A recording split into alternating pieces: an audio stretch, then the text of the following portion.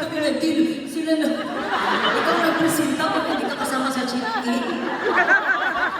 Yung kaibigan mo na kaya mo, igibig tayo, tapos nung bayaran namin. Tapos sa may exit. Oh. O kaya mag-awayan mo siya kasi idea ko ba? Ano ba idea niya? Ha? Kaya pala, mamatay ka ng puro ka na. Mabayad ba ng ano, may utang ka. Taga saan ka po?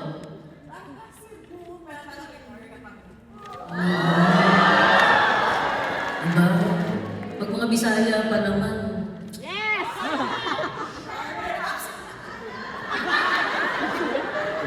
May maganon ka pa, kitang-kita naman. Ganun daw ako kasi nag-absent daw siya. Bakit sa harap ka o bubo? Siyempre kung nasa harap ka, ikaw ang posibleng bubot. May pag-ganyan-ganyan ka pa, siyempre papansinin talaga kita. True to life story.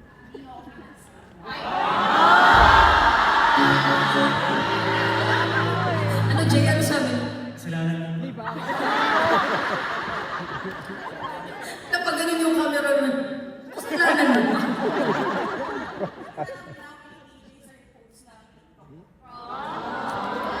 Okay lang bang kausapin ko din sila? Yes! Yes! Yes! Airtime! Ay, hindi. Wait, Airtime! sasabihin mo na. Airtime! Ano pa din? Sige, labas mo. Parang masabi mo worth it yung binaya mo sa akin.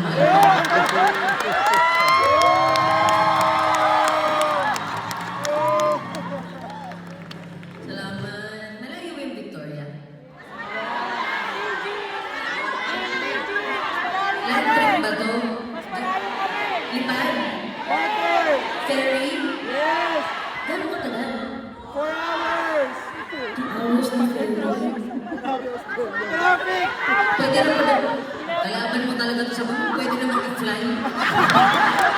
Sa madami nagsuggest naman. Mama, ano kung bubog niyo sa kanya? Sabi niya, pwede naman i-fly. Ha? Ma'am, okay lang daw. Face to face, ako ang mimediate sa inyong dalawa. Hindi na lang kayo mag-usap sa labas. At mag-show lang kami dito. Okay lang. Okay. Ha? Chamami. Chamami. Ay, hindi kasi si Chamami ngayon. Meron siyang backbone.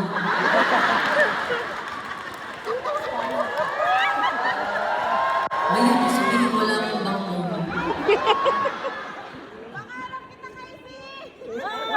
Ano daw, ikakakay din po kayo. Ma'am, paglabas niyo dito, alam niyo, huwag niyo nahintayin yung palagi mo muna na kayo lumabas. For your safety and privacy. Kaya nga, ito kasi kawalin niyo. Agree! Airtime! Airtime! Ha? Airtime! Box. Ah! Next! Next! Sabi niyo, ganun kasi airtime. Hindi, okay. Nakipag-chika lang po, nakipag-banding si TJ, narinig ko kanina chumika-chika din sa inyo. Nakakatawa mo yung sinabi ko. Chumika din sa inyo. Parang ako sinabi nakakatawa.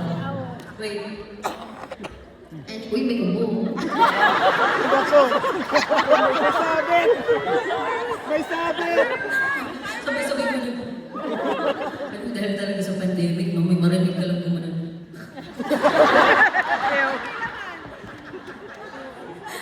Alam mo namang nasa midlap ka naman. Parang gusto mo na agad mag-mask. Well, anyway.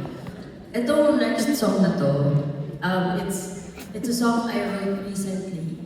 And it's the very first single ko na independently released. So ibig sabihin, after 13 years, 14 years this year, I finally decided to become an independent music artist. So,